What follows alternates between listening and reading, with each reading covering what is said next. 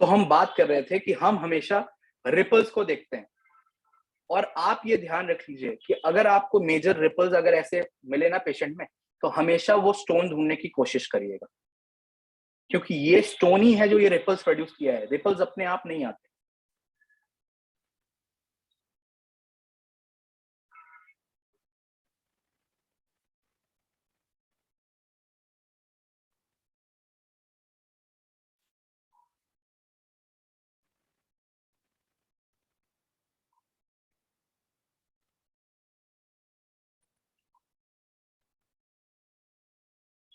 Second,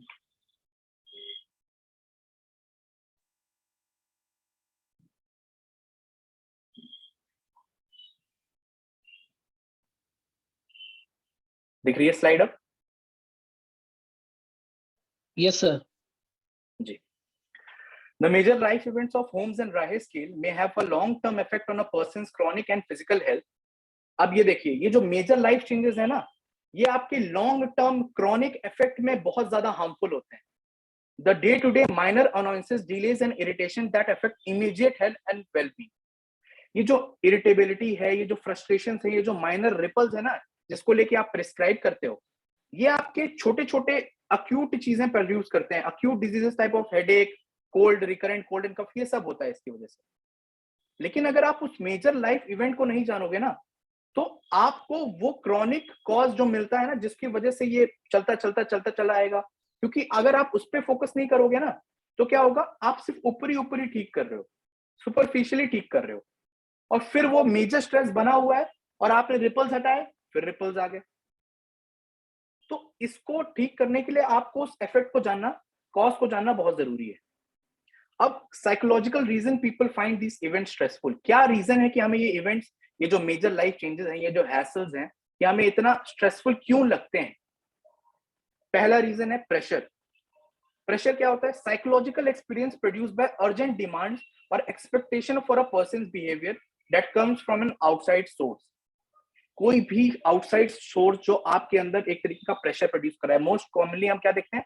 time pressure हम face करते हैं, कि जैसे कि आज मेरे को 26 जनवरी को ये पीपीटी देनी थी, आप लोग को बना के देनी थी। अब मैं एक तरीके का प्रेशर फेस कर रहा हूं कि अगर इस 26 जनवरी तक मेरी पीपीटी नहीं बनी तो मैं आपको कैसे दिखाऊंगा, कैसे काम करूंगा? ये टाइम प्रेशर। और ये प्रेशर आया तो हैसल प्रोड्यूस होता है, इरिटेशन होती है, अगर उस समय पे ये चीज नहीं प्रोड्यूस हो पाई तो। ऐसा ही एक होता है अनकंट्रोलेबिलिटी। अनकंट्रोलेबिलिटी मतलब जो इवेंट्स लाइफ के जो आपके कंट्रोल में ना हो, और वो इवेंट्स आपके साथ हो रहे हैं पर आपका उसमें कोई कंट्रोल नहीं है, बस आप उनको झेल सकते हो एक तरीके से पैसिव होके, क्योंकि आप एक्टिवली उसमें पार्टिसिपेट करके कुछ चेंजेस नहीं ला सकते। जितना कम कंट्रोल होता है किसी भी इवेंट पे लाइफ के, उतना ज्यादा स्ट्रेस वो इवेंट प्रोड्यूस करता है, ये ध्यान रख लीजिएगा। और उतना ही ज्यादा अनप्रिडिक्टेबल एनवायरमेंट होता है, क्योंकि अगर अनप्रिडिक्टेबल होगा तो ही अनकंट्रोलेबल होगा। क्योंकि आप अगर पहले से आपने सोच के नहीं रखा है, अचानक से हुआ, अचानक से डेथ हो जाना किसी की, अचानक से फाइनेंशियल लॉस हो जाना, बैंक्रप्सी हो जाना, ये आपने प्रेडिक्ट नहीं करा हुआ था। एक अनप्रेडिक्टेबल सिचुएशन है, और ये अनप्रेडिक्टेबल सिचुएशन क्यों है? क्योंकि ये अनकंट्रोलेबल है।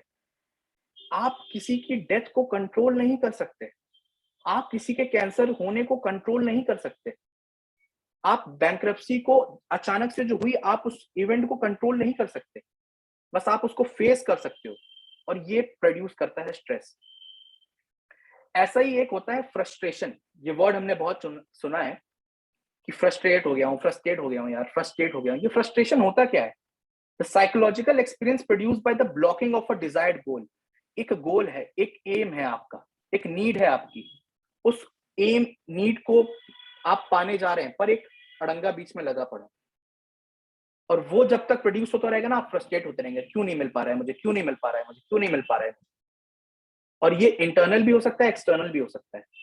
एक्सटर्नल इन द सेंस, आप कहीं पर जा रहे हैं, किसी इवेंट में जा रहे हैं, किसी मीटिंग में जा रहे हैं, ट्रैफिक बहुत है, एक बैरियर आ गया, अब आपको वहां पहुंचना है, आपकी प्रेजेंटेशन है, आपको वहां पर मीटिंग में जाना है, आपका बॉस वेट कर रहा है, आपकी जॉब की बात है, ट्रैफिक में आप फंसे हुए हैं, एक्सटर्नल फ्रस्ट्रेशन।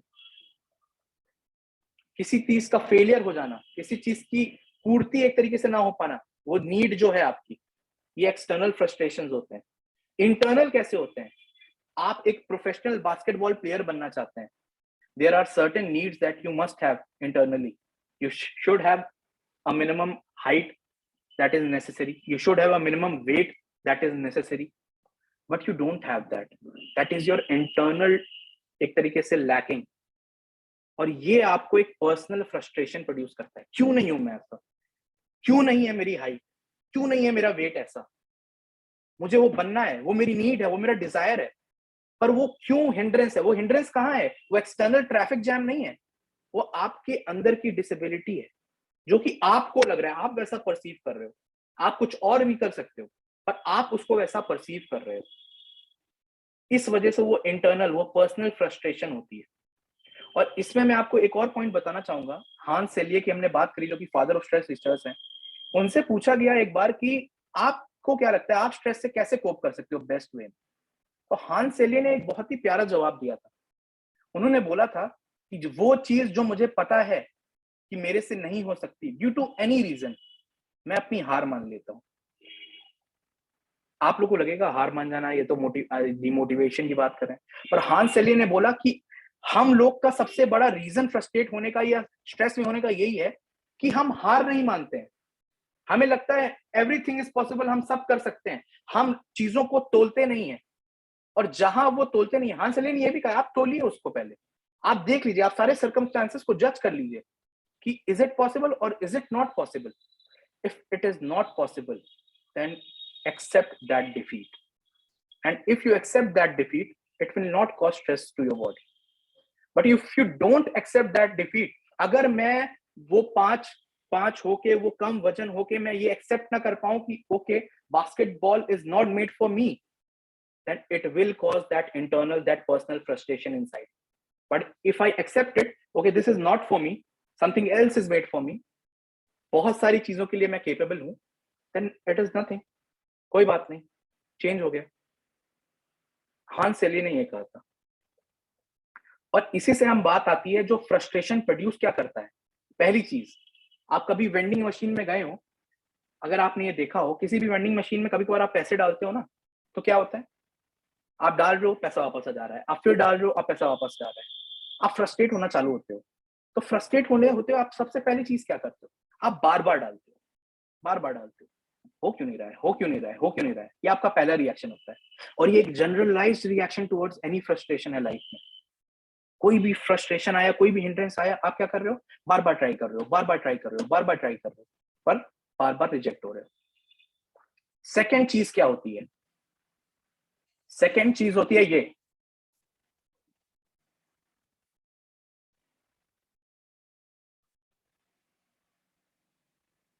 सेकेंड चीज होती है एग्रेशन। बार बार डाल रहा हूं, बार बार डाल रहा हूं, फिर आप क्या करते हो, ठोकने लगते हो, निकलना, निकल क्यों नहीं रहा है, ऐसे आपको पता है नहीं निकलेगा, पर ये आपके बॉडी का रिएक्शन है। टीवी है, कभी कभार हमारे पुरानी टीवी होती थी, उसमें जब तक थोड़ा ठोको ना वो चलती नहीं थी।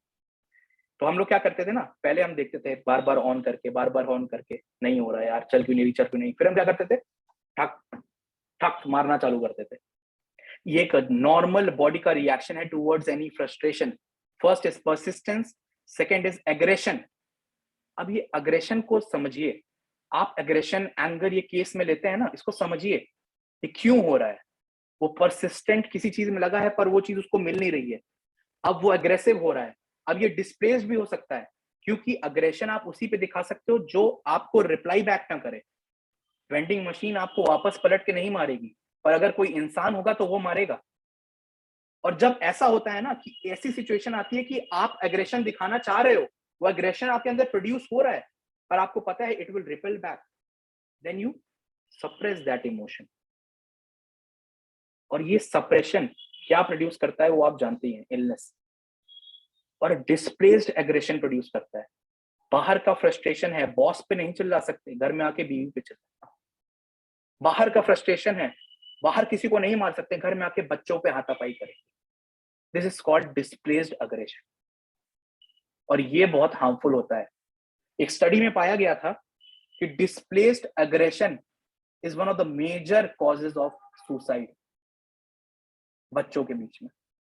कि माता पिता का जो डिस्प्लेस्ड एग्रेशन उन पे आता है ना, उनका कोई गलती नहीं है, उनका कोई कॉज नहीं है वहां पर वो आ रहा है because it is displaced, it is not over them, it is over someone else, but वहां निकल नहीं सकता ना, तो यहां निकलेगा, क्योंकि निकलना तो होता ही है कहीं ना कहीं, या तो ऐसे निकलेगा या तो डिजीज प्रोड्यूस करके निकलेगा, बाहर तो आएगा ना अगर दबाते रहोगे तो।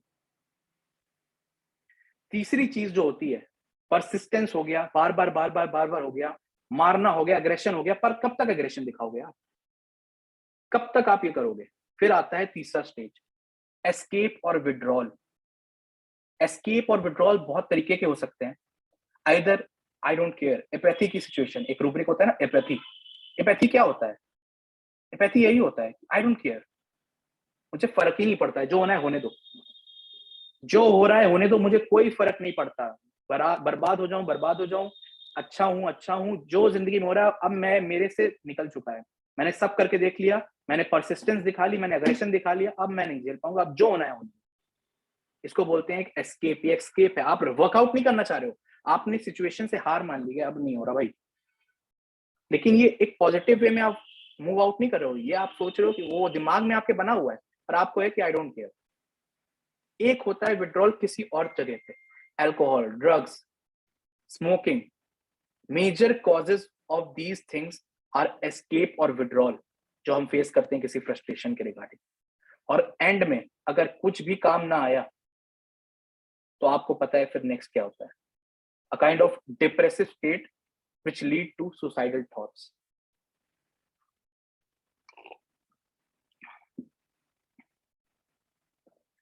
एक और चीज होती है हमारे अंदर, हमने क्या क्या पढ़ा अभी? हमने पढ़ा प्रेशर, अनकंट्रोलेबिलिटी, ये आपने रोज आप भी झेलते हो इन चीजों को तो आप समझोगे, फ्रस्ट्रेशन, और एक होता है कॉन्फ्लिक्ट। कॉन्फ्लिक्ट बहुत तरीके के होते हैं कि दो सिचुएशन के बीच में आप फंसे हुए हैं अपनी लाइफ में, अप्रोच टाइप का कॉन्फ्लिक्ट। एक तरफ तो मेरे पास है रेड वेलवेट पेस्ट्री, एक तरफ है मेरे पास चीज वाली, बोलते हैं ना चीज केक, अब पसंद मुझे दोनों है, कौन सा खाऊं? इसको बोलते हैं अप्रोच कॉन्फ्लिक्ट। इसमें आपका फायदा ही है, इधर भी फायदा है उधर भी फायदा है, आज ये खाऊंगा तो कल वो खा लूंगा, इसमें आपको कोई परेशानी नहीं होगी। परेशानी आपको तब होती है जब आप बाकी तरीके की कॉन्फ्लिक्ट्स फेस करते हैं, जैसे कि अवॉइडेंस कॉन्फ्लिक्ट। दोनों गोल अनडिजायरेबल हैं, लौकी की सब्जी है तोरई की सब्जी, अब ना लौकी पसंद ना तोरई, पर खाना तो पड़ेगा, नहीं तो मम्मी के डंडे पड़ेंगे, तो इसको बोलते हैं अवॉइडेंस कॉन्फ्लिक्ट। अवॉइड तो मैं वो भी करना चाहता हूँ, अवॉइड तो मैं ये भी करना चाहता हूँ, पर एक तो करना पड़ेगा, और जो करोगे वो क्या प्रोड्यूस करेगा? लौकी तो स्ट्रेस नहीं प्रोड्यूस करते, पर मैं आपको मेटाफोरिकली समझाने की कोशिश कर रहा हूँ। एक आता है अप्रोच अवॉइडेंस कॉन्फ्लिक्ट, कि आप दो चीजों में कंफ्यूज हो, पर दोनों में ही डिजायरेबल और अनडिजायरेबल दोनों एस्पेक्ट्स हैं। जैसे कि आप किसी कॉलेज में जाना चाहते हैं, अब उस कॉलेज में जाने के लिए आपको चूज करते हो ना पहले कि ये वाला अच्छा है वो वाला अच्छा है, अब ये कॉलेज मेरे घर के पास है, ये कॉलेज में मेरे को घर से जाने को मिलेगा, मेरे को घर का खाना मिलेगा, बहुत फायदेमंद है, पर इस कॉलेज में वो फैकल्टी नहीं है, वो टीचिंग नहीं है, वो एकेडमिक्स पोजीशन नहीं है। अब वो कॉलेज मेरे, और इसमें पैसे कम है, पैसे कम लगेंगे मेरे, पर वो कॉलेज जो है उसमें घर से दूर है, पैसे ज्यादा लगेंगे, पर यार एकेडमिक्स बड़ा स्ट्रांग है वहां का, यार पढ़ाई क्या होती है वहां पर। अब इधर भी डिजायर है, इधर भी डिजायर है, इधर भी अनडिजायरेबल चीजें, इधर भी अनडिजायरेबल चीजें, अब आप फंसे पड़े हो, क्या चूज करूं, क्या चूज करूं, क्या चूज करूं? और ये one of the major conflicts होता है जो हमारे अंदर स्ट्रेस प्रोड्यूस करता है। और बाद में मल्टीपल अप्रोच अवॉइडेंसेस, ऐसे ही दो चार सिचुएशन और आ जाएं।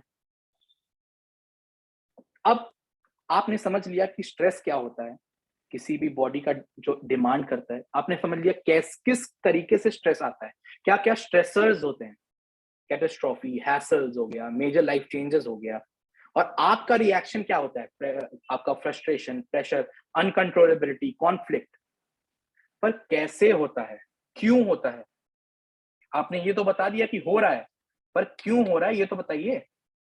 अब क्यों होने के लिए आपको हिस्टोरिकल सिग्निफिकेंस समझना पड़ेगा, और मैं इसके लिए आपको रिकमेंड करूंगा एक बुक, आप ये बुक जरूर पढ़िएगा प्लीज।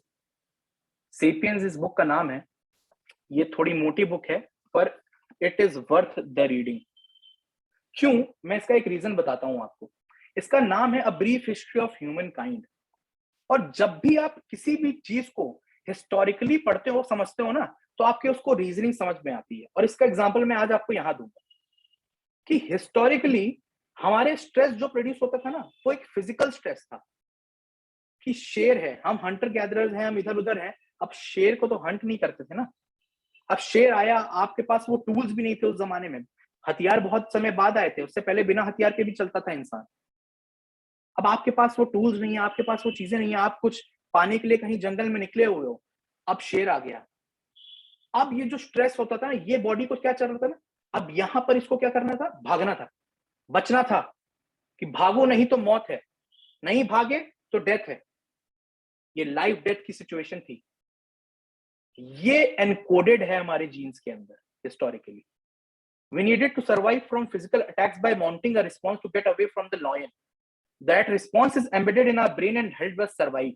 यही हमारे जीन्स में बैठ गया था, एम्बेडेड हो गया था, और यही हमें सर्वाइव, क्योंकि अगर ये नहीं होता तो हम सर्वाइव नहीं कर पाते, हमारी स्पीशीज ही नहीं आ पाती आगे। और ये स्ट्रेस रिस्पॉन्स आया कि अगर स्ट्रेस आए तो फिजिकली भागो, यही हमें सर्वाइव करने में हेल्प किया, और यही हमारे जीन्स में एनकोडेड हो गया है। अब 100, 150, 1000, 1500 साल बाद भी हमारे स्ट्रेस का रिस्पॉन्स जो है ना, वो एकदम हमारे फोरफादर जैसा ही है। और यही कारण है कि हम स्ट्रेस से आज सफर कर रहे हैं। अब हम स्ट्रेस रिस्पॉन्स पढ़ेंगे, इससे पहले आपको एक और चीज बता दूं। ये जो हम रिएक्शन की बात कर रहे हैं ना, इसको एक अलार्म बोलते हैं। 3 स्टेज में होता है स्ट्रेस का रिस्पॉन्स बॉडी की तरफ से, अलार्म, रेजिस्टेंस और एग्जॉशन, जिसको कि जनरल एडेप्टेशन सिंड्रोम भी कहा जाता है, कि कैसे हमारी बॉडी स्ट्रेसर के टुवर्ड्स अडेप्ट कर रही है। और ये जो मैं सिचुएशन आपको हिस्टोरिकली बता रहा हूं ना, ये हमारा पहला अलार्म स्टेज होता है। इमीडिएट रिस्पॉन्स क्या है, शेर आया भागो, इमीडिएट, सेकेंड्स में, आपको सोचना भी नहीं है। और ये सिंपैथेटिक नर्वस सिस्टम जो हमारा होता है ना, वो एपिनेफ्रिन, नॉन एपिनेफ्रिन, फ्लाइट और फाइट रिस्पॉन्स आपने पढ़ा होगा, हमेशा से पढ़ते आ रहे हैं। ये उसी को कहते हैं कि स्ट्रेस आया, अलार्म बजा, भागो, इमीडिएट, सोचना नहीं है क्या है, कैसा स्ट्रेस है, क्यों है, कुछ नहीं, सीधा पहला रिएक्शन है भागो। और इस फोटो में आप देख रहे हैं कि ये बच्चे, एक जानवर है, इसकी गाड़ी में ऐसे इनको डाला। अब इस बच्चे के रिएक्शन से आपको क्या दिख रहा है, आप लोग अपना थोड़ा आंसर करिएगा यहाँ पर। इसकी आंखों में, इसके फेस में आपको क्या चेंजेस नजर आ रहे हैं, कोई बताएगा?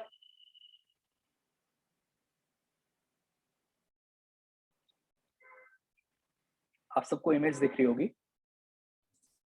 Extreme fear. Extreme fear, okay. Scared. Scared, okay. Heart beat कैसी होगी इसकी इस समय? बहुत ज्यादा Racing. और रेस्पिरेशन रेट क्या होगा इसका इस समय? बढ़ा हुआ। आईज कैसी हैं? डायलेट। और यही रिएक्शन होता है स्ट्रेसर का। जब सिंपैथेटिक नर्वस सिस्टम स्ट्रेस आता है ना, तो प्यूपिल्स विल डायलेट। मसल कैसी है उसकी, आप इमेज में देखिए, मसल कैसी है उसकी, एकदम क्लेंच्ड हो गई है, मसल टाइट हो गई है। एक्सेलरेशन ऑफ हार्ट रेट, धक धक धक धक धक धक धक धक धक धक धक। कॉन्स्ट्रिक्शन ऑफ ब्लड वेसल, क्यों? क्योंकि हार्ट पे ज्यादा पंप करना है, क्योंकि हार्ट तेज धड़क रहा है। एपिनेफ्रिन, नॉन एपिनेफ्रिन रिलीज हो रहा है। बाकी की चीजें और भी होती हैं, कोलेस्ट्रॉल का इंक्रीज हो जाता है आना, जो कि हार्मफुल होता है। डाइजेस्टिव, और क्योंकि आप हिस्टोरिकली इस चीज को समझिए कि जब शेर आता है तो बॉडी ये नहीं बोलती कि अच्छा आप खाना पचाते हैं, बॉडी बोलती है खाना बाद में पचेगा, पहले भागो। और इस वजह से जब भी कोई स्ट्रेस आता है ना, तो आपकी बॉडी खाना पचाना भूल जाती है, उसको होता है कि आप भागो पहले, तो ये इससे दूर हटो। और बात ये है कि हमारा स्ट्रेस अब लॉइन नहीं रह गया है, हमारा स्ट्रेस रह गया एक ट्रैफिक जैम, एक माइनर हैसल जो दिन पे हम फेस करते हैं। पर दिक्कत ये है कि हमारा रिस्पॉन्स अभी भी वही है, शेर वाला रिस्पॉन्स अभी भी वही है कि भागो। और होता क्या है, अब आपको ये समझ में आएगा कि ये तो सही चीज नहीं है, क्योंकि इतना हार्ट रेट बढ़ जाना, इतना ये सब हो जाना, जस्ट बिकॉज एक नॉर्मल सा ट्रैफिक जैम है, it will affect us. But हमारा जीन्स में ऐसे ही एनकोड करा गया है वो, और इस वजह से हम स्ट्रेस से इफेक्ट फेस करते हैं। और इसको काउंटरैक्ट करने के लिए पैरासिम्पैथेटिक नर्वस सिस्टम होता है। स्ट्रेस जब खत्म होता है ना, तो पैरासिम्पैथेटिक नर्वस सिस्टम में बॉडी चली जाती है, एक्टिवेट हो जाता है, और फिर वो एकदम उल्टे काम कराता है, नॉर्मलाइज करता है, जिसको हम बोलते हैं कि रिलैक्सेशन एंड डाइजेस्ट रिस्पॉन्स। अब दिक्कत जो मैं आपको बता रहा हूँ वही है कि अब हमारे पास अच्छी सिचुएशन है, अच्छे एनवायरमेंट है, सब कुछ है, पर स्ट्रेस का रिस्पॉन्स अभी भी वही है। अभी भी हम अच्छे कपड़े पहन के भाग उसी शेर से रहे हैं, क्योंकि हमारी बॉडी वैसे ही कोडेड है। दूसरा स्टेज आता है रेजिस्टेंस। प्लीज माइक म्यूट कर लीजिए जिसका भी ऑन है। क्या? नहीं बताइए बताइए। ये तो दूसरा रिस्पॉन्स आता है रेजिस्टेंस का, कि body settles into sympathetic division. अब स्ट्रेस आ गया, देखो अब तो बात हो गई कि पहला रिस्पॉन्स तो इमीडिएट होता है ना, पहला तो हो गया भागो, लेकिन जब बॉडी जब भागो लो अपना दूर हो गया, या तो हो गया आपने उस स्ट्रेस से पार पा लिया। पर अगर वो स्ट्रेस अभी भी बना हुआ है, तो बॉडी कंटिन्यूअसली वो स्ट्रेस हार्मोन रिलीज करती रहती है, जब तक स्ट्रेस एंड नहीं हो जाता और बॉडी फिर पैरासिम्पैथेटिक में ना चली जाए ठीक होने के लिए, या फिर तब तक कि तीसरी स्टेज ना आ जाए, जो कि होती है एग्जॉशन की। अब रिसोर्सेस खत्म, अब आता है दिक्कत, डिजीज जहां प्रोड्यूस होता है। स्ट्रेस बना हुआ है, बना हुआ है, बना हुआ है, बना हुआ है, आपके सारे रिसोर्सेज, आपकी बॉडी एकदम कॉम्पेंसेट करने की कोशिश करी पड़ी है, पर एक समय आने पे तो वो थकेगी, और थकते ही डैमेज चालू हो जाता है। क्यों? क्योंकि अगर वो स्ट्रेस रिस्पॉन्सेस खत्म हुए, तो स्ट्रेस आप पे हार्मफुल इफेक्ट्स डालना चालू कर देता है, जो कि हम डेली लाइफ में फेस करते हैं। वो constant pressure of a relationship, B it any relationship, not only क्या बोलते हैं लव काइंड ऑफ रिलेशनशिप, या अपने माता पिता के बीच में रिलेशनशिप हो गया, अपने भाई बहन के बीच में हो गया, अपने वर्क लोड के रिलेटेड हो गया। These kind of constant stressors in life produce the stage of exhaustion. बोलते हैं ना, बर्न आउट हो चुका हूं मैं, अब मेरे अंदर जान नहीं बची, थक चुका हूं मैं इन सब चीजों से। कांस्टेंट स्ट्रेस, अलार्म भी हुए, आपने अलार्म के बाद रिस्पॉन्ड भी किया, पर ये बना हुआ है, बना हुआ है, बना हुआ है, बना हुआ है। अब बॉडी के अंदर के रिसोर्सेस खत्म, अब बॉडी बोल रही है अब मैं क्या करूं, अब तो मेरे पास कुछ कॉम्पनसेट करने को बचा नहीं है, और बॉडी वीक पड़ जाती है, and that is when stress affects you. It is the prolonged secretion of the stress hormones during exhaustion stage that release harmful effects of stress. और आप ये याद रख लीजिएगा कि पहले रिएक्शन में एपिनेफ्रिन नॉन एपिनेफ्रिन होता है, पर जो एग्जॉशन वाला स्ट्रेस होता है ना, जो प्रोलॉन्ग्ड होता है ना, उसमें मेन काम होता है कॉर्टिसोल का। हाइपोथैलेमिक पिट्यूटरी एड्रेनल एक्सिस आप पढ़ते हो ना, वो एक्टिवेट होती है और वो कॉर्टिसोल को रिलीज करती है, और कॉर्टिसोल बहुत हार्मफुल इफेक्ट्स प्रोड्यूस करता है। आपने ये इन्वायरमेंट, डिजीज एजेंट और होस्ट का ट्रायंगल पढ़ा होगा, हमारी होम्योपैथी में पढ़ाते हैं, कम्युनिटी मेडिसिन में भी पढ़ाते हैं, कि 3 चीजें नेसेसरी होती हैं इंसान को बीमार करने के लिए। इन्वायरमेंट उसका, वो खुद उसके प्रीडिस्पोजिशन, उसका माइजमेटिक बैकग्राउंड, उसका खुद का कॉन्स्टिट्यूशन, टेम्परामेंट, उसके डायथिसिस, डिजीज का एजेंट का विरुलेंस कितना ज्यादा है, और क्या वो एक इन्वायरमेंट बन रहा है उन दोनों चीजों को मिलाने के लिए। अब ये प्रोलॉन्ग्ड स्ट्रेस जब होता है ना, वो एक इन्वायरमेंट बनाता है कि अच्छा अब इन्वायरमेंट सेट है, रिसोर्सेस खत्म है, रिसोर्सेस के पास कुछ नहीं बचा, अब वो एक इन्वायरमेंट बन चुका है। अब आपका प्रीडिस्पोजिशन है। हांस सेलिये कहते थे, इसको रिलेट करते थे, कि कभी भी किसी भी चेन को ना कहीं से भी स्ट्रेस लगाओ, टूटती वो वहीं से है जहां से उसका वीकेस्ट पॉइंट होता है। इधर से उधर से ऊपर से नीचे से कहीं से भी उस चेन में स्ट्रेस लगा लो, टूटेगी वहीं से जहां पर उसका वीकेस्ट पॉइंट है। और आपका वीकेस्ट पॉइंट होता है आपके माइजमेटिक बैकग्राउंड, आपका प्रीडिस्पोजिशन, आपका कॉन्स्टिट्यूशन, आपकी जेनेटिक ट्रेट्स जो आप पेरेंट्स से लेके आ रहे हो। अब इन्वायरमेंट बना प्रोलॉन्ग स्ट्रेस का, आपका वो वीक पॉइंट ऑफ चेन आया, और डिजीज एजेंट अब आपको अफेक्ट करने जब आया ना, तो आप कोलैप्स करें। ऐसे स्ट्रेस आपको अफेक्ट करता है, ऐसे आप बीमार पड़ते हो। कुछ एग्जांपल्स और कुछ बुक्स मैं बोलूंगा आप जरूर पढ़ें, क्योंकि स्ट्रेस का डाइजेस्टिव सिस्टम पे इतना हार्मफुल इफेक्ट है। ये किताब है पायल कोठारी की, जिसका नाम है the gut, story of our incredible second brain. आपको पता है गट को सेकंड ब्रेन कहा जाता है, दूसरा दिमाग। क्यों कहा जाता है, इस बुक को पढ़ने के बाद आपको समझ में आएगा। और इस बुक में उन्होंने कॉजेशन ऑफ गट डिसफंक्शंस में एक मेजर फैक्टर बताया है स्ट्रेस का भी, जो आपने यहाँ पर अभी फोटो में आप देख रहे होंगे। Chronic stress alters your gut nervous system, imbalances the bacteria and is the main cause of leaky gut. ऐसे ही एक बुक है, उसमें से मैंने ये लिया हुआ है, people infected with herpes simplex tend to have flare-ups when their immunity is lowered and during illness or stress. और आप ये भी आगे पढ़ेंगे कि स्ट्रेस इम्यूनिटी लो करने का बहुत मेजर फैक्टर होता है। 50 साल तक कोल्ड कफ के बारे में एक सोसाइटी ने रिसर्च करी थी, और उसमें उन्होंने ये पाया था कि why stress can affect immunity and how it causes cold and cough. नीचे वाली बुक में जो आपको दिख रहा होगा, ये बुक है वो जिससे मैंने ये एक्सर्प्ट लिया था, good doctors guide to cold and flu. ये भी बहुत अच्छी बुक है। अगर आपको cold, flu, influenza, sinusitis, major nasal polyp, इन सब चीजों के बारे में समझना है, क्या दवाइयां दी जाती हैं, क्यों दी जाती हैं, कैसे दी जाती हैं, क्या होता है, सब कुछ है इस बुक में। और ये एक चार्ट है जो आपको दिखा रहा है कि स्ट्रेस और कोल्ड का रिलेशन, जितना ज्यादा स्ट्रेस उतना ज्यादा कोल्ड पे प्रोन होता है इंसान। एक और बुक है, इसमें लिखा हुआ है साफ साफ कि financial, work and personal pressure have so complicated our lives that emotional stress is the most pressing health factor I deal with in my practice. Ray D Strand एक बहुत ही पुराने डॉक्टर हैं, और इनकी ये बुक है what your doctor doesn't know about nutritional medicine may be killing. ये सिर्फ न्यूट्रिशनल मेडिसिन को लेके नहीं, इन्होंने स्ट्रेस पे भी बहुत फोकस किया है कि मैंने इतने सालों की प्रैक्टिस में एक चीज जान ली है कि स्ट्रेस हमें बहुत इफेक्ट करता है, क्रॉनिक स्ट्रेस हमें बहुत ज्यादा इफेक्ट करता है। अब हम सुसाइड की बात करते हैं, तो सुसाइड की हम बात करते हैं ना, तो एक चीज आप नीचे जो पढ़ रहे हैं वो ध्यान रखिएगा कि suicide is determined by personality, genetics, childhood, rearing, alcoholism, substance abuse, chronic illness and cholesterol level. इतने फैक्टर्स होते हैं सुसाइड को प्रीडिस्पोज करने के लिए, पर स्ट्रेस एक मेजर फैक्टर होता है। कैसे? Given that stress leches serotonin, जो हमारा मूड बैलेंस करने वाला हार्मोन है, एंजाइटी बैलेंस करने वाला हार्मोन है, उसको लीच करता है, उसको खत्म करता है। और जैसे ही हम लो सेरोटोनिन जाते हैं ना, एग्रेशन उतना ही हाई हो जाता है, और high aggressivity leads to suicide.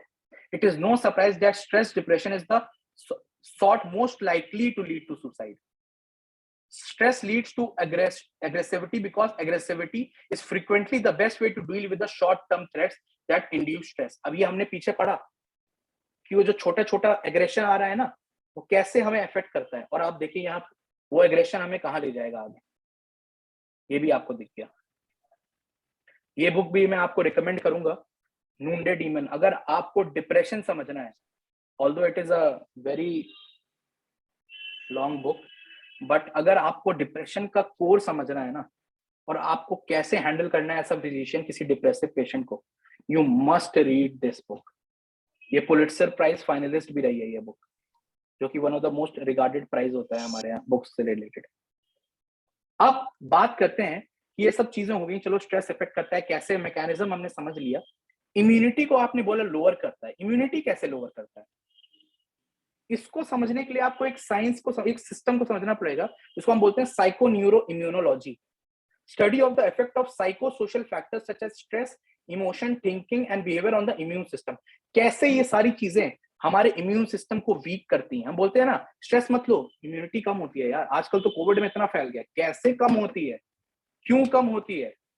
किसी पेशेंट ने आपसे अगर पूछ लिया ना, तो आप जवाब दे नहीं पाओगे, क्योंकि हमने सुना तो हुआ है कि हाँ स्ट्रेस से इम्यूनिटी कम होती है। पेशेंट ने बोला सर होती कैसे है, आप समझिए तो बताइए मेरे को, आप आपकी बात कैसे मान लें? आजकल पेशेंट ऐसे ही बोलते हैं।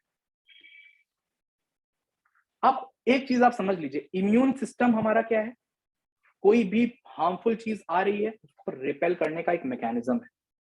अब इन्फेक्शन आता है जब भी कोई भी तरीके का, तो WBC सराउंड कर लेते हैं उस बैक्टीरिया को या उस इन्फेक्शियस मटेरियल को, केमिकल्स या एंजाइम रिलीज करते हैं ब्लड स्ट्रीम में, वो वेगस नर्व को एक्टिवेट करता है, और वेगस नर्व क्या करता है, activation of receptor site of brain body tells the body it is sick, और इम्यून सिस्टम एक्टिवेट होता है। बैक्टीरिया आया, WBC ने सराउंड किया, केमिकल्स रिलीज किए, उसके बाद वो केमिकल वेगस नर्व के रिसेप्टर साइट्स पे गए, क्योंकि वेगस नर्व सबसे बड़ी होती है, और वो ब्रेन में जाके बॉडी को और बताती है कि भैया अब बीमारी है, अपने इम्यून सिस्टम को मोटर चालू कर दो। और जैसे ही मोटर चालू हो जाता है इम्यून सिस्टम का, आपकी बॉडी फाइट करना चालू कर देती है किसी भी इंफेक्शन से। साइंटिस्ट ने ये देखा है कि स्ट्रेस भी यही मोटर चालू करवाता है आपका। Activate same system but start in brain rather than blood stream. ये भी वेगस नर्व को एक्टिवेट करता है, ये भी इम्यून सिस्टम को एक्टिवेट करता है। पर आप अब पूछेंगे इम्यून सिस्टम का एक्टिवेट होना, इम्यून सिस्टम हार्मफुल कैसे हुआ? इम्यून सिस्टम को कम कहां कर रहा है, ये तो एक्टिवेट कर रहा है ना।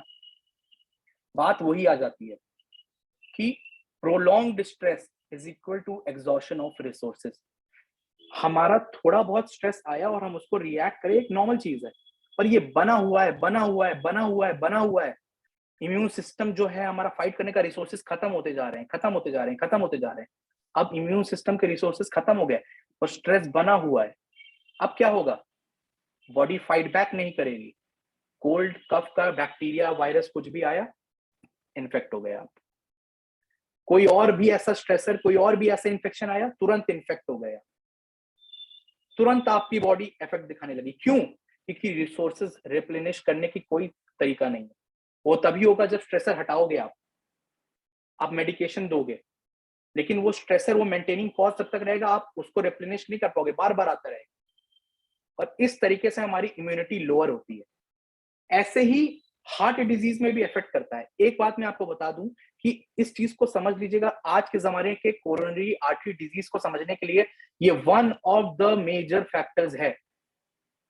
कैसे आज हमारे एथेरोस्क्लेरोसिस या आर्टेरियोस्क्लेरोसिस होता है। पहली बात तो एक होती है कि हमारा स्ट्रेस जो है हमारी लिवर फंक्शन को भी अफेक्ट करता है। अब लिवर फंक्शन के अफेक्ट करने से क्या होता है ना, हमारा कोलेस्ट्रॉल रिमूविंग मैकेनिज्म खत्म हो जाता है। और कोलेस्ट्रॉल रिमूविंग मैकेनिज्म खत्म होगा तो कोलेस्ट्रॉल का लेवल बढ़ता जाएगा और ये जो प्लैक टाइप का आप देख रहे हैं ना, ये फॉर्म होना चालू हो जाएगा किसी भी वेसल में। दूसरी चीज क्या होती है, स्ट्रेस ना इन्फ्लामेशन प्रोड्यूस करता है। क्रॉनिक स्ट्रेस ये देखा गया है कि इट प्रोड्यूसेस इन्फ्लेमेशन। और ये अभी 2016-2018 की रिसर्चेस हैं, एकदम नई और एकदम ताजा और एकदम कंफर्म्ड रिसर्चेस हैं। और ये जो साइटोकाइंस होते हैं ना, ये इन्फ्लेमेटरी प्रोसेस को बढ़ाते हैं। और जब इन्फ्लेमेटरी प्रोसेस बढ़ता है ना, एक तो प्लैक बन ही रहा है, एक तो कोलेस्ट्रॉल जमा हो ही रहा है, साथ में क्या होता है ना, इन्फ्लेमेशन होता है आपकी इनर बाउंड्रीज ऑफ वेसल का। अब आप सोचिए, कोई भी एक नैरो वेसल है जिसमें अंदर पहले से एक चीज प्रोड्यूस हो रही है, प्लस अब ये वेसल ऐसे है, बीच में यहाँ पर प्लैक बनना चालू हो गया। अब ये वेसल क्या कर रही है, स्ट्रेस की वजह से इन्फ्लेमेशन कर रही है और दबा रही है इसको, अंदर से इन्फ्लेमेशन बढ़ता चला जा रहा है इनर लाइनिंग का। और दबते दबते दबते दबते coronary artery disease, heart diseases produce होना चालू हो गया। Stress major factor. अब कैंसर, कैंसर को हम डायरेक्टली रिलेट तो नहीं कर सकते कि हाँ स्ट्रेस की वजह से कैंसर हो जाता है। Although stress itself cannot directly give a person cancer, stress can have a suppressing effect on the immune system, making the unchecked growth of cancer more likely. अब हमारी बॉडी में एक चीज होती है, आप लोग ने सेकंड ईयर वाले जो भी हैं उन्होंने पढ़ा होगा, एपोप्टोसिस पढ़ी होगी। एपोप्टोसिस बेसिकली क्या होता है ना, हमारी बॉडी में इम्यून सिस्टम में कुछ सेल्स होते हैं जो कि जैसे कि नेचुरल किलर सेल हो गया एक, जो कि ये जो ट्यूमर ग्रोथ होती है, अननोन ट्यूमर ग्रोथ को ना सब चेक करता है जाके कि अच्छा यहाँ हो रहा है इसको खत्म करो, यहाँ हो रहा है इसको खत्म करो। अब स्ट्रेस की वजह से क्या हुआ, इम्यूनिटी लोअर हो गई। इम्यूनिटी लोअर होने की वजह से क्या हुआ, इम्यूनिटी का जो लोअर होने का पार्ट की वजह से नेचुरल किलर सेल सप्रेस होना चालू हो गए। अब कहीं भी कैंसर ग्रोथ चालू हुई ना, बॉडी चेक करने के लिए नहीं है, and it acts as a contributing factor towards production of cancer. एक चीज और जान लीजिए कि पर्सनैलिटी का भी मेजर रोल होता है स्ट्रेस में। इसको मैंने डिटेल में इसलिए नहीं बताया क्योंकि मैं कई क्लासेस में पहले भी पर्सनैलिटी डिस्क्राइब कर चुका हूँ, type A, type B, type C. अलग अलग पर्सनैलिटी की अलग अलग डिमांड्स होती हैं। इंडिविजुअलिटी का बेसिक कॉन्सेप्ट है, जो जैसा है उस हिसाब से स्ट्रेस को डील करेगा, उस हिसाब से स्ट्रेस से इफेक्ट होगा। अब मैनेजमेंट की बात आती है। मैनेजमेंट को लेके सबसे पहली चीज मैं बोलूंगा आपसे, कभी भी ऐसा कोई इन्वायरमेंट आए, सबसे पहली चीज, और ये बहुत सारे मेजर डॉक्टर्स ने भी बोला है कि जब भी कभी भी आपके पेशेंट आपके पास आता है ना कोई भी, तो पहले 5 मिनट ना, और सॉरी 5 सेकेंड 10 सेकेंड उसको बोलो कि डीप ब्रेथ्स ले। उसका बीपी चेक करने से पहले, उसकी परेशानी सुनने से पहले, खासकर बीपी चेक करने से पहले डीप ब्रेथ्स ले। और इंस्टेंट इफेक्ट होता है इसका, इंस्टेंट इफेक्ट। जब आप डीप इनहेल एक्सहेल करते हो ना 5 सेकेंड के लिए, तो एक instant effect, lowering of stress, lowering of inhibition होता है वहां। दूसरी चीज मेडिटेशन, जो आज के जमाने में थोड़ा बहुत फेमस भी हो गया, योगा हो गया, मेडिटेशन हो गया, एक मेजर फैक्टर है मैनेज करने का स्ट्रेस को। मैं मैनेजमेंट के बेसिस में ज्यादा नहीं जा रहा हूँ क्योंकि फिर बहुत लंबा हो जाएगा। मैं आपको बेसिक कॉन्सेप्ट बता रहा हूँ। कुछ चीजें मैं मैनेजमेंट के रिगार्डिंग बताऊंगा जो मैं जानता हूँ, जो मैंने अप्लाई करके देखी है अपनी लाइफ में भी और अपने पेशेंट्स में भी, एक दो में, और फायदा पाया है। एक्सरसाइज हो गई, ये सब आप जानते हैं। जंक फूड अवॉइड करना, हेल्दी फूड खाना, कैफीन रिलेटेड चीजों से दूर रहना, एडिक्शन से दूर रहना। क्यों? ये जो कैफीन से दूर रहने का एक रीजन है। कैफीन क्या करता है ना, जब स्ट्रेस आता है ना, कैफीन स्ट्रेस को एक किक दे देता है और ज्यादा हाइपर स्ट्रेस टाइप की सिचुएशन हो जाती है कैफीन की वजह से। कभी भी स्ट्रेस में कैफिनेटेड ड्रिंक्स नहीं पीनी चाहिए, ये आप नोट डाउन कर लीजिए। अब कुछ मेजर फैक्टर्स जो मैं आपको बताना चाहता हूँ कि स्ट्रेस को आप कैसे डील्स कर सकते हैं, उसका एक मैं आपको बताऊंगा। एक चीज होती है साइकोलॉजी में, फिनोमेना होता है जिसको बोलते हैं react versus respond. React versus respond क्या होता है कि जब भी लाइफ में कोई सिचुएशन आती है, कोई स्ट्रेसफुल सिचुएशन आती है ना, तो हमेशा हमारा 10 टू पहला रिएक्शन होता है रिएक्ट करने का, एकदम अब्रप्टली, अग्रेसिवली।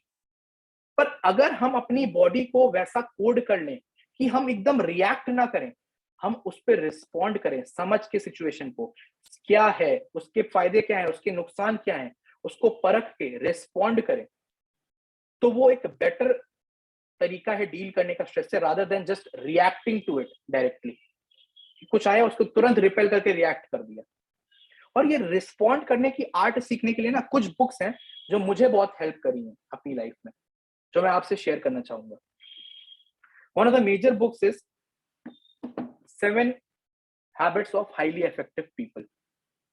ये जिन्होंने मुझे कॉलेज में देखा, ये मेरे को पढ़ते भी थे, मेरी डेस्क पे हमेशा पढ़ी होती थी। ये मेरे सर ने बताया था, राशिद सर ने, और ये उन्होंने ही मुझे गाइड किया था क्योंकि उनसे मैंने कुछ ऐसा ही शेयर किया था कि I am going through something, तो उन्होंने बोला इसको पढ़ो। और ये है ना, ये बुक आपको ये नहीं सिखाएगी कि स्ट्रेस से कैसे दूर रहना है, ये आपको जीने के हैबिट्स के, आपकी लाइफस्टाइल के तरीके बताएगी। और जब उन तरीकों को आप अपनी लाइफ में अडेप्ट करते जाओगे ना, तो आप अपने आप देखोगे you are dealing differently with situations.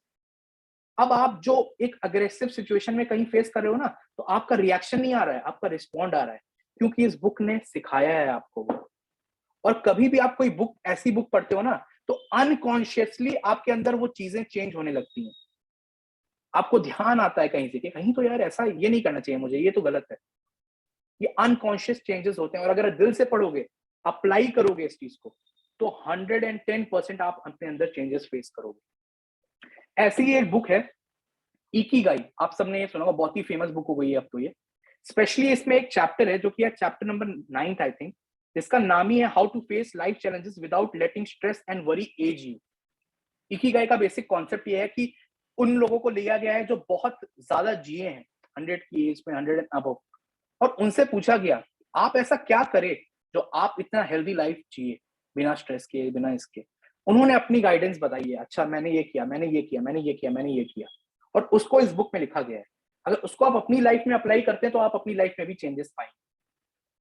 ऐसी एक बुक है subconscious mind, the power of subconscious mind. ये तो पूरी बुक ही इस चीज पे बेस है कि कैसे आप अपने सबकॉन्शियस माइंड को गवर्न कर सकते हैं और कैसे आप उसको बता सकते हैं कि हमें कैसे चीजें डील करनी है, rather than reacting how we will respond. ये तो पूरी बुक ही उस पे बेस्ड है। एक एल्डेरियन साइकोलॉजी पे बेस्ड है, the courage to be disliked. ये नॉर्मल जैसे हम होते हैं ना, हमारी कोई भी दोस्त होता है, वो हमसे आके पूछता है यार ये बड़ी परेशानी हो रही है, इसको कैसे डील करूं, लाइफ में ये हो रहा है, फाइनेंशियल दिक्कत है, इसको कैसे डील करूं। ये ऐसी ही एक बुक है, ये ऐसी स्टाइल में लिखी गई है। एक लड़का है, वो अपनी परेशानियां लेके एक फिलोसोफर से पूछ रहा है कि मैंने सुना है आप चीजें ठीक कर देते हैं, आपको ये कोई इफेक्ट नहीं करता, मुझे बताइए कैसे नहीं इफेक्ट करता। और ये इसी के ऊपर पूरी किताब है। और वो जो तरीके बताता है ना चीजों को डील करने के, वो आपको पर्सनली हेल्प कर सकते हैं। रिसेंटली मेरी एक जूनियर है, आप लोग जानते होंगे, डॉक्टर तानिया बख्शी, उनकी भी एक किताब आई है with several other authors also, be unique. इसको भी आप पढ़ सकते हैं, ये मैंने रिसेंटली रीड करी है। और इसमें कुछ फैक्टर्स मैंने जो पाए हैं कि उसमें इन्होंने एक कॉन्सेप्ट बताया कि यू आर इनफ, इस 3 वर्ड में इन्होंने पूरे बुक को डिस्क्राइब करने की कोशिश करी है। और वो यू आर इनफ से ये बोलना चाहते हैं ना कि जो भी चेंजेस आप अपने अंदर लाना चाहते हैं ना, वो आपके अंदर प्रोड्यूस करने की पावर है। You are enough for that, you just have to get it out. और कैसे बाहर लाओगे उन आदतों को, उसके स्टेप्स उन्होंने इस बुक में बताए हैं। ये करोगे तो इन चीजों में ऐसा आराम मिलेगा। It is a very good read, short read भी है। अगर आप लोग अच्छे रीडर हैं तो आप 1-2 दिन में इस किताब को पूरा पढ़ लेंगे। ये कुछ किताबें थी जो मुझे हेल्प करी हैं। और अगर आपको स्ट्रेस के बारे में और पढ़ना है तो मैं किताब बताऊंगा। एक तो आप ये सामने ही देख रहे हैं, एटकिंसन एंड हिलगार्ड की इंट्रोडक्शन टू साइकोलॉजी। 3 बुक है मेरे पास मेजर साइकोलॉजी की। एक है King and Morgan introduction to psychology, एक है आप जो स्क्रीन पे देख रहे हैं Atkinson and Hilgard introduction to psychology, एक है सिसरेली एंड वाइट साइकोलॉजी। सबका नाम साइकोलॉजी साइकोलॉजी होता है, तो आप ऑथर से जानी जाती हैं ये किताबें, सिसरेली एंड वाइट, एटकिंसन एंड हिलगार्ड और किंग एंड मॉर्गन। ये 3 मेजर मेजर मेजर किताबें हैं। इसके अलावा आपको कभी जिंदगी में जरूरत नहीं पड़ेगी। मेजर मैंने साइकोलॉजिस्ट देखे हैं जो इन्हीं किताबों से पढ़ते हैं और चीजें प्रेजेंट करते हैं। अब होम्योपैथी की कुछ बात कर लेते हैं। अब बात आती है कि ये सब तो ठीक है सर, हमने स्ट्रेस समझ लिया, ये सब समझ लिया, पर मटीरिया मेडिका में ये हमें कैसे मिलेगा? क्या मटीरिया में भी ऐसी चीजें मिलती हैं, रेफरेंसेस मिलते हैं कि अच्छा स्ट्रेस की वजह से दिक्कतें हो रही हैं? ये वैसे ही कुछ रेफरेंसेस कुछ मेडिसिन के मैंने आपको बताए हैं। आप कोलोसिंथ पढ़ेंगे ना, उसमें आप ये लाइन पढ़ेंगे, under the present day life of stress and strain no complaint is more common than indigestion and colic. अभी मैंने पीछे आपको क्या बताया, एक एलाइट सब्जेक्ट की बुक से बताया, गट के बारे में जो बता रही है कि स्ट्रेस, इंडाइजेशन और कॉलिक और लीकी गट ये सब प्रोड्यूस करता है। कोलोसिंथ में क्या लिखा हुआ है, stress and strain of present day life no complaint is more common than indigestion and colic, and very few remedies come as handy as Colocin towards the amelioration of this complaint. अगर ये जो stress आया है, ये जो present day stress आया है, it leads to effect like indigestion and colic, then you must think of colocynth. और मैं ये चीजें आपको रेफरेंसेस तो बता रहा हूं, पर हमेशा टोटलिटी लेनी है, ये मत भूलिएगा। ये मैं आपको रेफरेंसेस इसलिए बता रहा हूं कि this is a way of studying material also, कि अच्छा स्ट्रेस एक मेजर फैक्टर है अगर लाइफस्टाइल का, तो क्यों ना मैं ये देखूं कि स्ट्रेस की वजह से कौन कौन सी दवाइयां ज्यादा काम करती हैं, क्योंकि मैं तो इससे डील करूंगा ना अपने पेशेंट को, तो क्यों ना मैं उस तरीके से स्टडी करने की पोजीशन के हिसाब से मेडिसिन सोचूं। और ये भी एक तरीका है मटेरियल पढ़ने का। नक्स वोमिका आप जानते ही हैं, type A personality, work work work work work work work. अब वर्क है तो प्रेशर है, प्रेशर है तो फ्रस्ट्रेशन है, फ्रस्ट्रेशन है तो नक्स वोमिका है। इसकी लास्ट लाइन आप पढ़िएगा, the health is ruined, the intellect at times seems to be almost given in under the intense strain and stress of their activity, but still they plod on, and to what end? With a broken down constitution and tottering legs, they hurry fast to a premature grave. And this is what I mean when I said that they are buying the universe with their soul. दुनिया को खरीदते हैं अपना आत्मा को बेच के। क्यों? क्योंकि अपने आप को हार्म करके कुछ पाना चाह रहे हैं। नक्सवामी का पर्सनालिटी ऐसी होती है, नक्सवामी का पर्सनालिटी। अच्छा, मैं आपसे एक चीज और पूछना चाहूंगा, और भी रेफरेंसेस मैं बताता हूं आपको। आप ये जो पढ़ते हैं ना इग्निशिया में लॉस ऑफ लव्ड वंस, आप पढ़ते हैं ना कॉस्टिकम में आई थिंक जो होम सिकनेस। अच्छा आप ये बताइए ये मटेरियल में कैसे लिखा गया, कैसे देखा हनीमैन ने प्रूविंग में कि ये होम सिकनेस की वजह से हो रहा है या ये लॉस ऑफ लव्ड वन की वजह से ऐसा हुआ? क्या वहां पर ऐसी सिचुएशन हुई? कोई बताएगा इसके बारे में, ये कैसे वहां पर लिखा गया है मटेरियल में?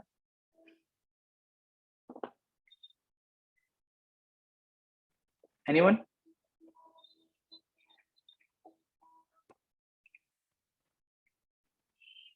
आप पढ़ते हो, आप इस पे दवाइयां भी देते हो कि हाँ लॉस ऑफ लव्ड वन मिला, आप देते हो होम सिकनेस मिली। क्या है ये? मेजर स्ट्रेसेस ऑफ लाइफ है, आपने अभी पढ़ा। तो ये वहां पर उस जमाने में हनीमैन ने अपनी मटेरियल में कैसे लिख दिया? कोई बताएगा इसके बारे में?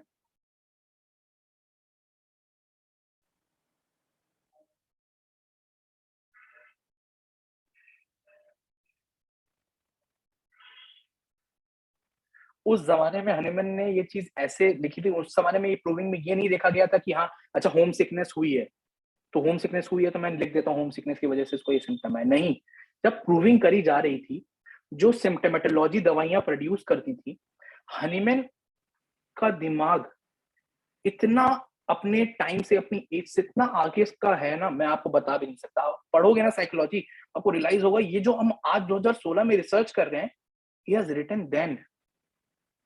हनीमैन ने अपनी प्रूविंग में ये सिम्टोमेटोलॉजी में देखा कि अच्छा ये जो सिम्टम्स हो रहे हैं ना, ये सिम्टम्स तभी प्रोड्यूस होते हैं जब समवन फेसेस होम सिकनेस। ये जो सिम्टम प्रोड्यूस हो रहे हैं ना, ये ग्रीफ, ये इस तरीके का ग्रीफ तभी होता है जब किसी की डेथ होती है, लव्ड वन की डेथ होती है। तो elements from death, loss of loved one लिखा। क्यों? क्योंकि इफेक्ट से वो पहचान गया कि ये कॉज होता है तो ये इफेक्ट्स आते हैं। अगर ये इफेक्ट प्रूविंग में मिल रहे हैं तो ये कॉज एक फैक्टर हो सकता है इन इफेक्ट को प्रोड्यूस करने का, और ये दवाई दोगे तो फायदा मिलेगा ऑन द बेसिस ऑफ सिमिलिया सेमिलिबस क्यूरेंटर। This was the brain of our master. अब quite frequently you are told that the actual acute attack for which they consult you was precipitated by a period of unusual mental stress। ग्राफाइटिस में आप पढ़ते हो, phosphoric acid में आप पढ़ते हो, वो कांस्टेंट स्ट्रेस बना होना, ये सारे मटेरियल के रेफरेंसेस हैं। कांस्टेंट स्ट्रेस बना होना इवेंचुअली आपको ब्रेक डाउन कर देता है। सिलीशा में आप पढ़ते हो कि नक्स वोमिका से थोड़ा अलग होता है इसमें, लेकिन काफी रिलेटेबिलिटी होती है नक्स वोमिका जैसी इसमें, और वही स्ट्रेस एक मेजर फैक्टर होता है सिलीशा में भी। कॉफिया में आप पढ़ते हो जब स्लीप रिलेटेड डिसऑर्डर्स हैं due to any mental stress, then coffea is a good remedy. Ignatia में आपने पढ़ा ही है, ignatia great remedy of moods and contradiction of mental stress and strain connected with shock, bereavement, disappointment or distress। Lycopodium, constant fear of breaking down under stress, major चीज है lycopodium की। और ये जो सिम्टम्स है ना लाइकोपोडियम के, कि स्पेल्स और राइट्स रॉन्ग वर्ड्स, कभी आप स्ट्रेस को एलिट सब्जेक्ट की किताबों से पढ़िए, पीएम से पढ़िए, आपको सिम्टम और साइन पढ़ेंगे ना तो आपको पता चलेगा कि जितने भी सिम्टम और साइन स्ट्रेस के हैं ना, ये लाइकोपोडियम में, इन दवाइयों में मिल रहे हैं आपको, इनकी प्रूविंग में। और इस वजह से ये स्ट्रेस में काम करती है, इस वजह से ये क्योर करती है। केसेस में भी आपको ये मिलेगा। और अब एक क्वेश्चन उठता है कि ये क्यों पढ़ना चाहिए, तो एच ए रॉबर्ट्स ने अपने डिफ्लेक्टेड करंट के चैप्टर में ये साफ साफ कहा है कि psychic trauma, emotional stress of varying degree and insistence are factors that we as a homeopathic prescriber should understand and weigh thoroughly in view of the patient's symptomatology. It is fortunate that the symptom often can take the additional tension from the patient or may lift off one series of symptoms, but so long as these strains persist under the surface, one cannot accept cure.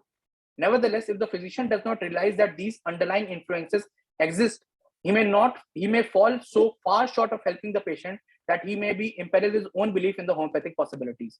अगर आपने ये causation को, ये maintaining cause को हटाना, इसको समझना की कोशिश नहीं करी, तो आप होम्योपैथी पे भरोसा, डॉक्टर एच ए रॉबर्ट कहते हैं आपको होम्योपैथी से भरोसा उठने लगेगा कि अरे हम तो दवाई दे रहे हैं पर सब मैच भी कर रहा है पर क्योर नहीं हो रहा है। आप बोलेंगे यार काम नहीं करती होम्योपैथी। नहीं, डिफ्लेक्टेड करंट है, वो क्योर का जो करंट जा रहा है ना, उसमें एक डिफ्लेक्शन प्रोड्यूस हो गया है। वो डिफ्लेक्शन क्या है? स्ट्रेस, और स्ट्रेस को समझो, डॉक्टर एच ए रॉबर्ट्स कहते हैं। इसमें इन्होंने एग्जांपल भी दिए हैं, पूरा इसी के ऊपर उन्होंने बताया कि over anxiety, work, constant financial stress, the tension of maintaining speed in one work, जितना भी अभी हमने सब पढ़ा, ये सब चीजें हैं उसमें। और फोर्थ अफोरिज्म जो आप पढ़ते ही आते हैं कि he knows the thing that derange health and cause disease. अगर आपको एक प्रिजर्वर ऑफ हेल्थ बनना है तो ये जानना भी जरूरी है कि हेल्थ को खराब क्या करता है और डिजीज प्रोड्यूस क्या करता है। और अगर वो खराब करता है, प्रोड्यूस करता है, तो अगर कोई हेल्दी है तो उसको ये बताना कि ये चीज आपको हार्म करेगी, ये भी आपकी कर्तव्य, ये भी आपकी ड्यूटी है। थैंक यू, यही थी मेरी स्ट्रेस के ऊपर प्रेजेंटेशन। आई होप आपको इससे एक पुश मिलेगा और आप इंस्पायर होकर साइकोलॉजी की किताबें उठाएंगे और उसको मटेरियल और ऑर्गेनॉन से रिलेट करने की कोशिश करेंगे और पढ़ने की कोशिश करेंगे। अगर कोई डाउट हो, कुछ हो, तो ये मेरी ईमेल आईडी है, आप इस पे मेरे को मेल कर सकते हैं। बाकी अगर आपका कुछ भी हो, अगर कोई भी डाउट है या कोई नया सेशन आप चाहते हो, तो आप इस पे मेरे को मेल करके बता सकते हो, साइकोलॉजी रिलेटेड या एनीथिंग रिलेटेड। Thank you.